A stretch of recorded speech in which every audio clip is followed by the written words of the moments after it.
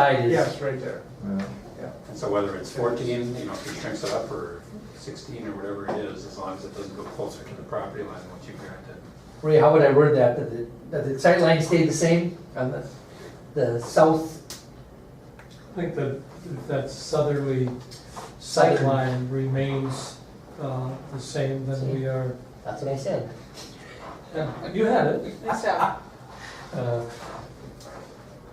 Chris, give me I a hard don't time. think we have a problem with the, for lack of a better term, the length of that. It's not the length, it'd be the width. It's the width. So Yeah, as long as width towards the garage. So the width, as long as it does not go beyond the sight line created by the existing house. Right. Yeah, so the south wall would be one Be continuous a line. continuous line. Whatever you have to do the other way is Right. depending upon the footing. And that was your intention, I think. Yes.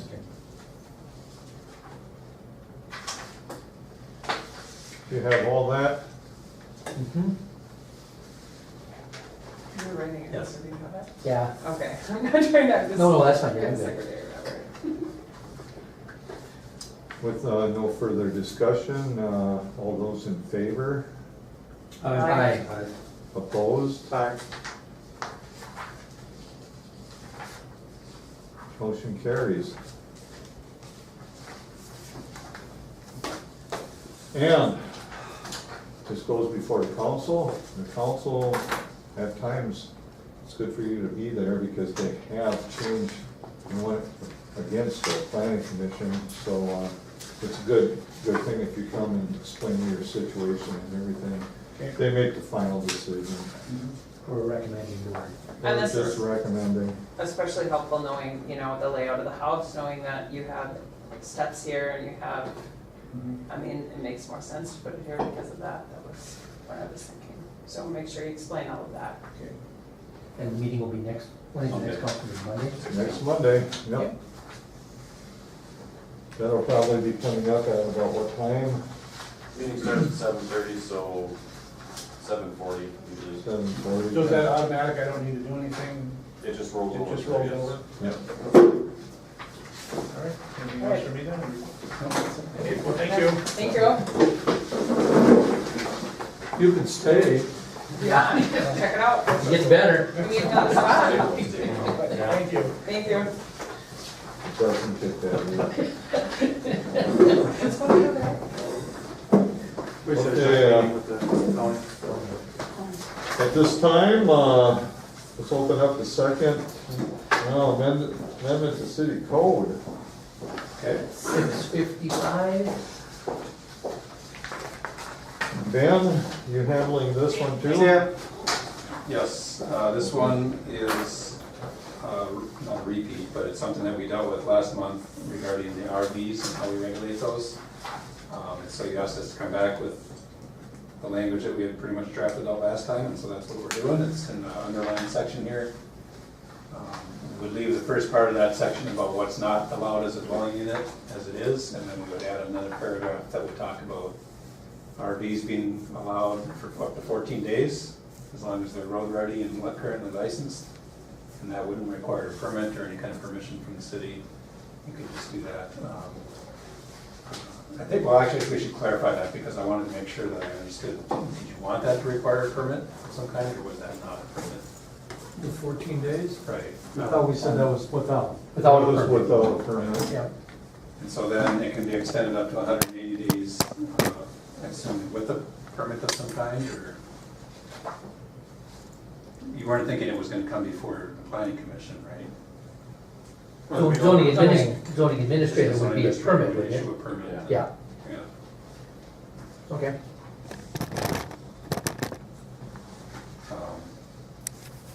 And so, you know, we can talk about whether there's a fee for that or not, I guess, too, but, or the council can.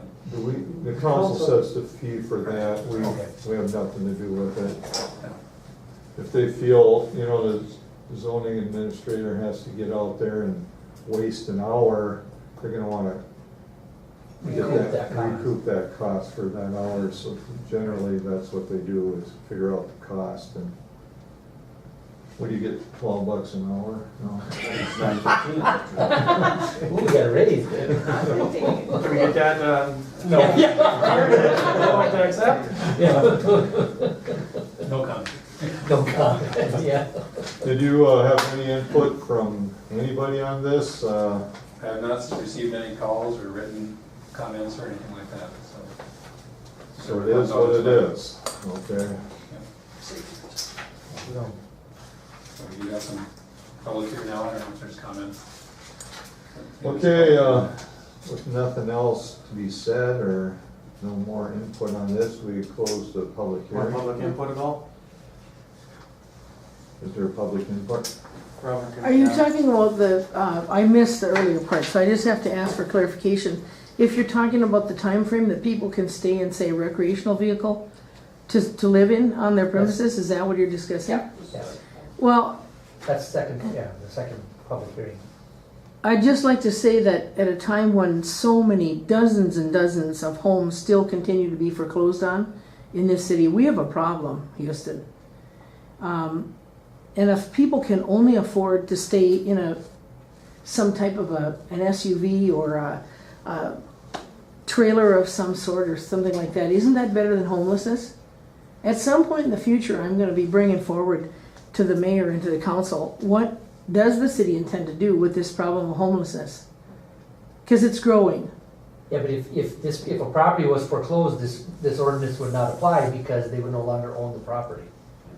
We're looking at a house that exists, they're doing some reconstruction. They're not homeless, they're homeless until they finish their construction. They're using RVs as Oh. something to live in. It's not like they ran out and they're booted out of their regular house, and they have nowhere to go, so they pitch an RV up against somebody's house or in a vacated Well, property. In a way, it does pertain to, if you're homeless, I let you pull your camper into my backyard and you can live in your camper instead of In my living on house. the street. Yeah. You could pull it on my property. I just think at a time when we're having increasing people with homelessness all over this country, that we should remember how we're treating our neighbors. The thing Yeah. is, they can do it, they can live there, they just have to come and get a permit to, But So we know what's what's the length of time you're proposing for that? Up 180 to, Up days. to 180 days. such April 1st to October 31st. so half of a year. Half a year. And is there a possibility for an extension of that if somebody has a real dire circumstance? We discussed that if there's extenuating circumstances, like they get into the project a little heavier than they thought.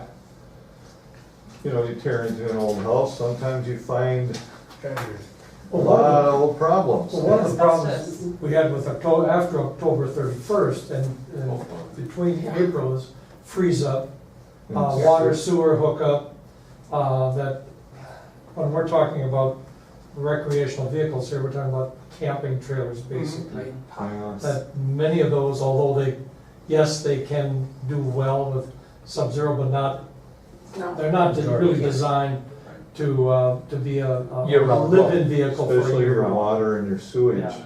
Yeah. Them are So- big obstacles. They're gonna head down south with their RV if they have enough money to put an RV in the winter. I mean, we all live here and it's cold.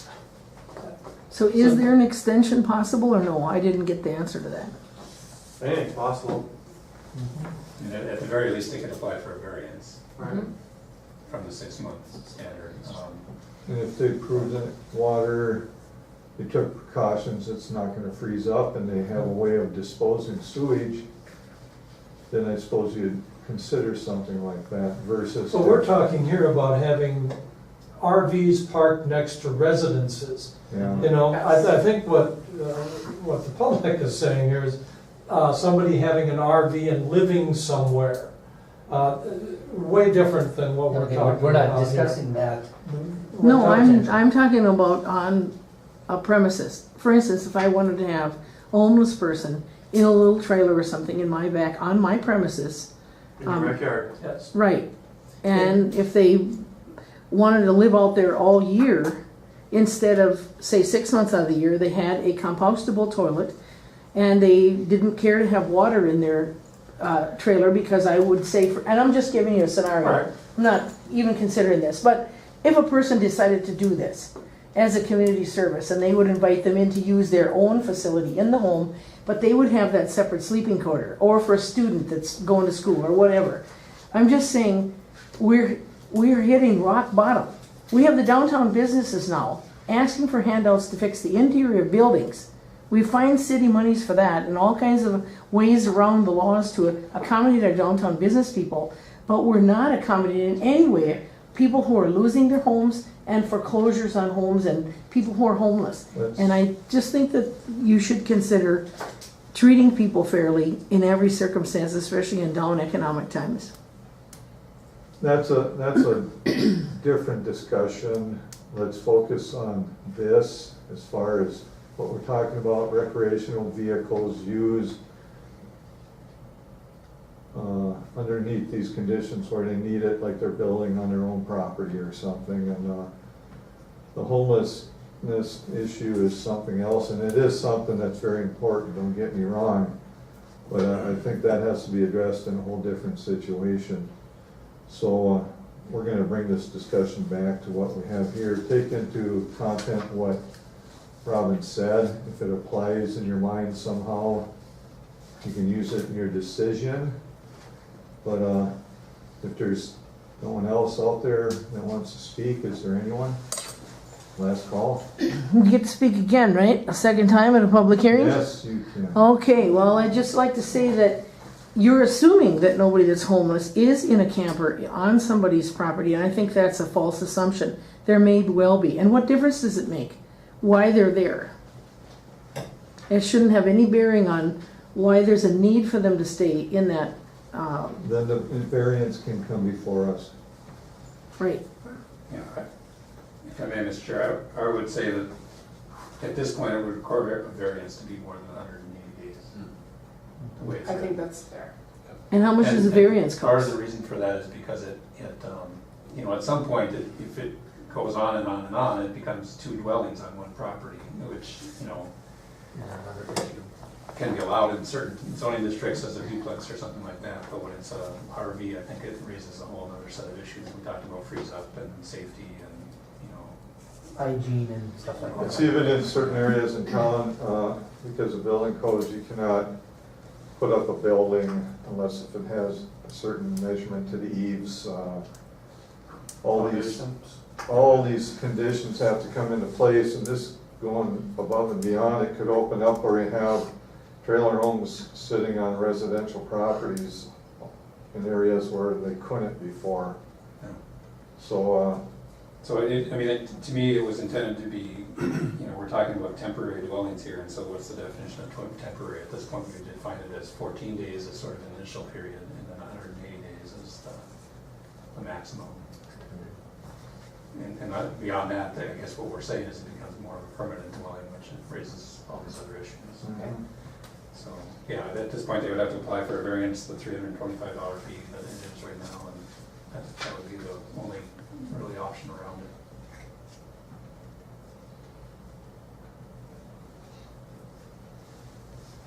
no further discussion. I entertain a motion. Oh, we have to close the public. Oh, there you go. At this time, 7:07? okay, then we can have a discussion amongst everyone here.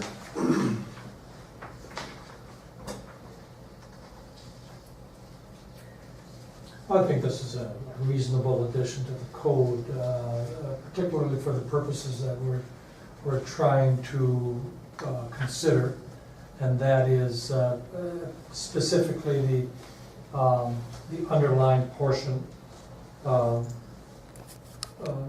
where we really, a recreational vehicle parked in a residential area or by another dwelling would be only to be used temporarily.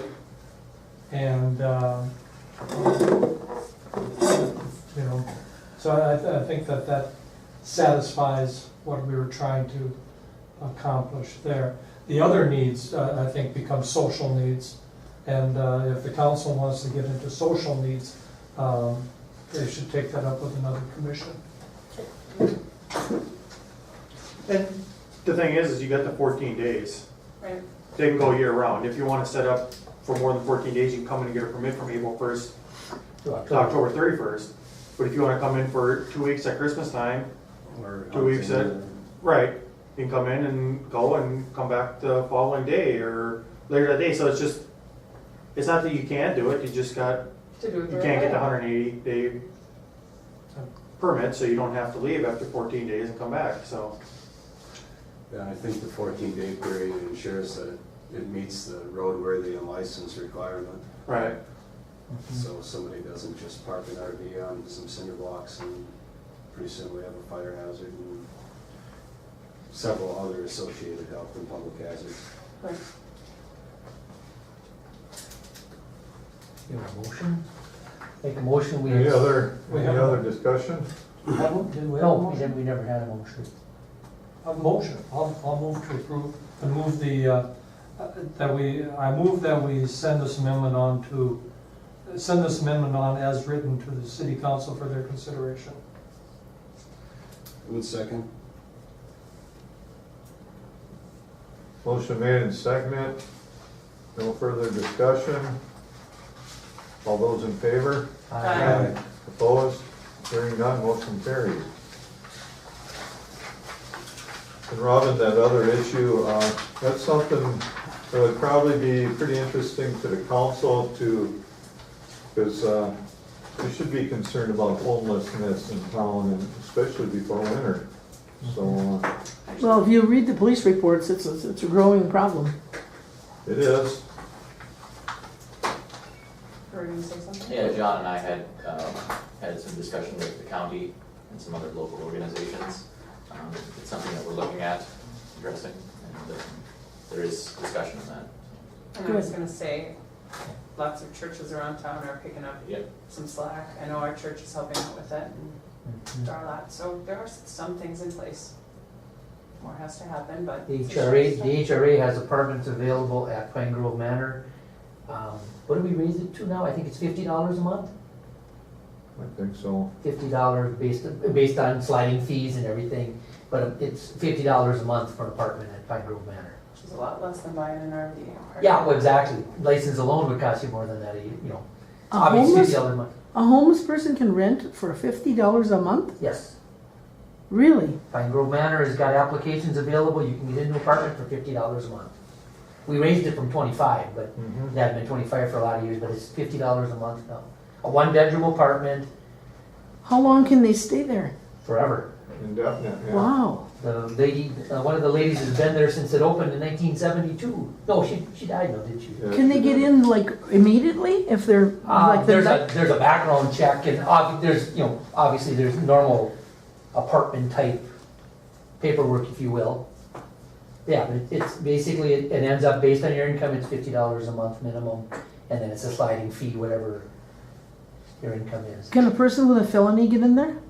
I don't know, you have to do a background check, I don't run it, I'm on the HRA board, I just Okay. know that that's the procedures. And you know, I think it depends on the felony.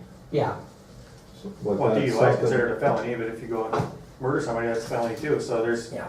Yeah. Like I said, there's a background check and there's obviously there's some paperwork involved. And it's all state, whatever determination comes from that is, we have to go according to what the state.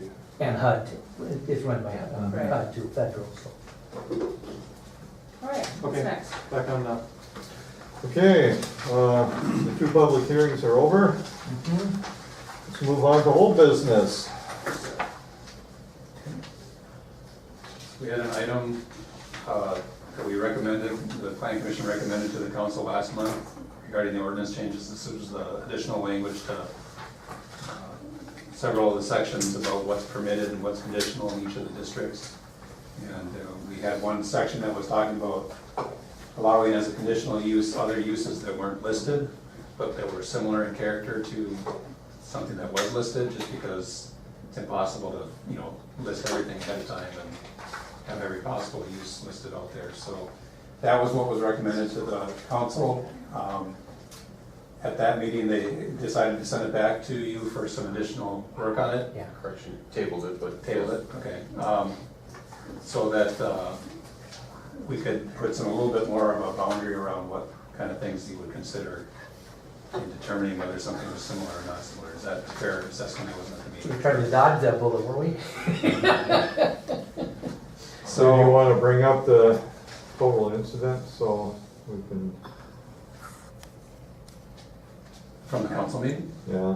Oh, I wasn't at the council meeting. so I'm not sure what you're referring to, but we had it tabled, so we can vet some of the issues pertaining to the statement here in italicized, which is other uses of the same general character as permitted, or conditional uses listed above, provided they are deemed fitting or compatible to the district by the planning commission. And so, The city council. yeah, and so we changed it to the city council, but then we also added some language in there so we could have basically qualifying factors of what would constitute general similar nature. Okay. Because with it being open-ended like that, it's vague as to what is. That was real Like it's vague, copyright. yeah. So we wanted to make sure that, whatever the findings of fact, this is what we're looking at to deem if it is of the same. Oh, we didn't have all that right. Oh, okay, okay, I'm sorry, I thought I understood that This was. is what we would, We had this, yep, with the Oh, exception that okay. we had said planning commission instead of city council. The city Right. council ultimately has the authority, so Right. we want the Okay. city council. and then we added that, Sorry, boys.